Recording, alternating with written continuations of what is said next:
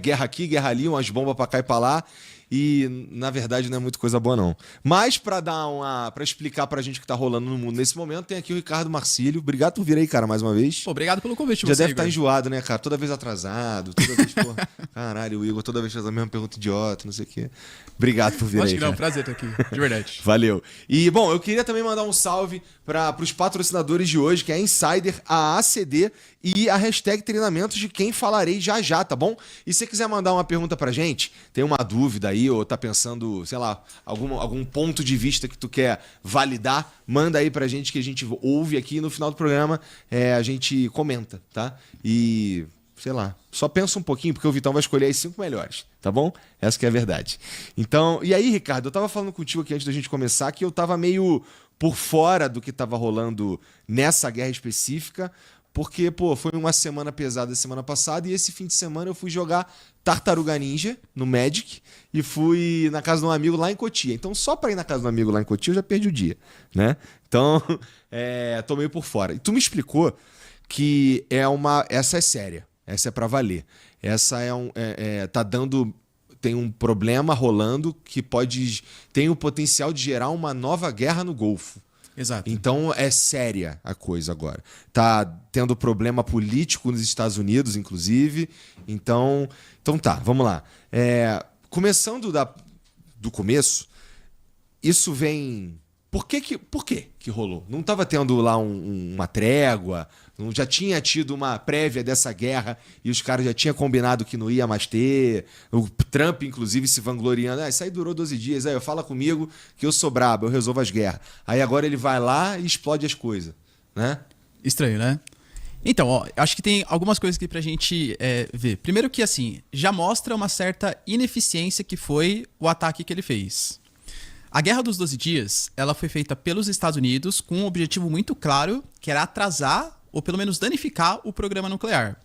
Israel eliminou uma série de cientistas, a gente teve Fordow, Natanz, Isfahan, todos os centros nucleares que foram atacados, os bombardeiros B-52 e tal. O Trump, naquela época, falou, pode deixar comigo que eu consegui destruir, eu obliterei o programa nuclear iraniano.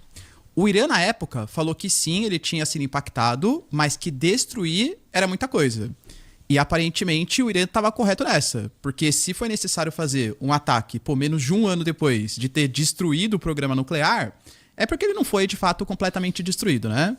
Por exemplo, existe o urânio enriquecido, que o Irã tem bastante para fazer possíveis armas nucleares. E a gente não sabe onde ele está localizado.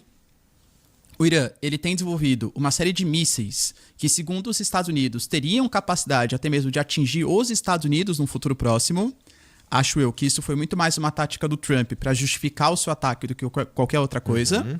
E o Trump colocou que o objetivo dessa guerra é tirar o regime dos ayatolás. Ele falou hoje que não tem negociação com esse tipo de gente, usou essa expressão mesmo. Falou que o objetivo é atrasar ou obliterar o programa nuclear iraniano. O que você acha que ele quer dizer com esse tipo de gente? Ele tem um certo preconceito com persas, árabes. Ele, nas declarações, por exemplo, que ele dá em relação à Somália, pode ver. Ele fala que são pessoas fedidas, sujas. Então, claramente tem um quê racista aí, no mínimo, né? Mas ele não tá falando do cara que é um líder autoritário, né? Porque ele lida com líderes autoritários. Com certeza. Então já mostra também uma falta de... É o Trump, né? Depende muito de quem tá falando, Sim. né? Ele não vai fazer críticas, por exemplo, em relação ao Bin Salman, que é o príncipe saudita, que é tão autoritário quanto, por exemplo, o Ayatollah Khamenei. Que aqui Era, né? Exatamente. Que já deixando muito claro... Não estou defendendo. Acho que o Ali Khamenei não é um líder legítimo, porque ele oprime a população. Existe um país que tem uma polícia da moral e dos bons costumes para perseguir quem usa um véu de maneira errada, prende a menina e ela aparece morta 2 dias depois, alegando que ela sofreu um ataque cardíaco, sendo que ela nunca teve histórico e era super nova, entende? Na verdade, qualquer país que começa a misturar religião com política caminha para coisas erradas, né? Então, o Irã é um país autoritário. O Irã estava atravessando uma baita crise econômica também. É que o Irã ele sempre vai alegar que a culpa é das sanções. Ah, não, a sanção praticada pelos Estados Unidos me impede de desenvolver. O Irã, o ano passado, por exemplo, a gente teve uma inflação oficial no Irã de 50%. Caralho.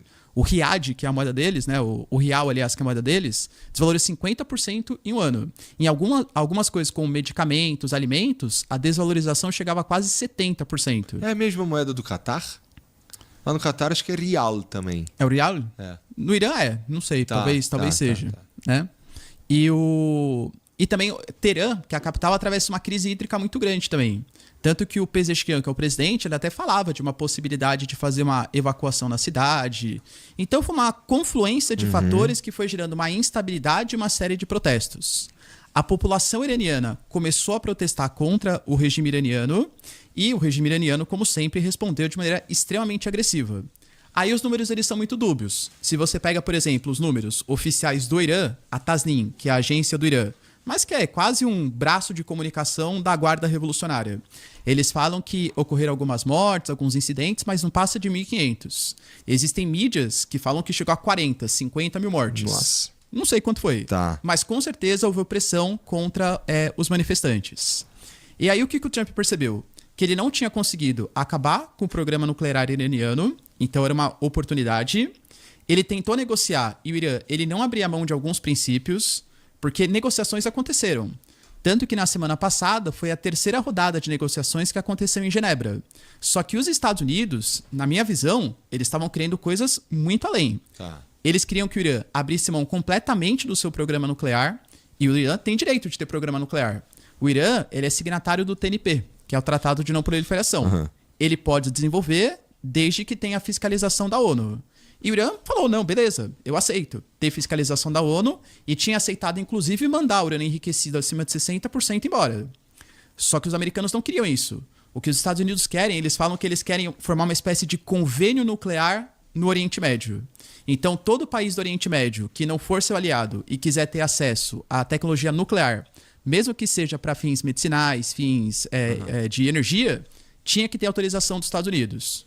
É a mão da soberania. O Irã não vai querer fazer. E os Estados Unidos também exigiam que o Irã abrisse mão dos seus mísseis, alegando que tem muitos mísseis que podem atingir bases americanas, que podem atingir bases na Europa. O Irã, que é um país que tem rivalidades com Israel, que tem rivalidades com a Arábia Saudita, vai ter que abrir mão da sua tecnologia nuclear para fins pacíficos e dos seus mísseis? Aí não dá. Então o Trump falou, como não avança a negociação de um lado nem do outro, ele falou que a solução seria atacar e trocar o regime iraniano. E foi o que ele fez. E aí, se a gente for pensar, se a gente for pirar um